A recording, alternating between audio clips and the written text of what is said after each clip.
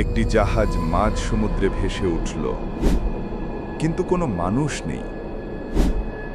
Mary Celeste, সমুদ্রের সবচেয়ে ভয়ঙ্কর রহস্য। 7 নভেম্বর 1872, নিউ ইয়র্ক থেকে ইতালির উদ্দেশ্যে যাত্রা। 1070 ব্যারেল অ্যালকোহল বোঝাই করে রওনা দিল জাহাজ। ক্যাপ্টেন ব্রিগস, স্ত্রী সারা, 2 বছরের কন্যা সোফিয়া ও 7 নাবিক, সবাই মিলে শুরু করল সমুদ্রযাত্রা।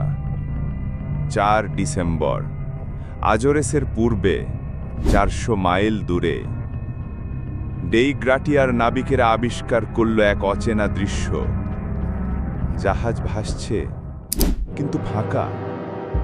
শেষ নথি 10 দিন আগের।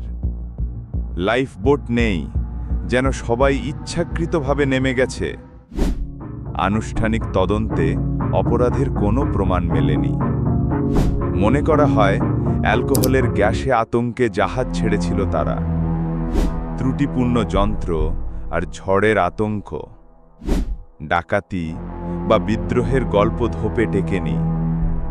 কেউ বলেন প্রাকৃতিক দুর্যোগ।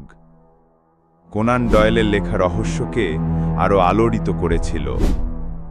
এরপর ছড়িয়ে পড়ল নানা কল্পকাহিনী। তবুও সত্য আজও অধরা।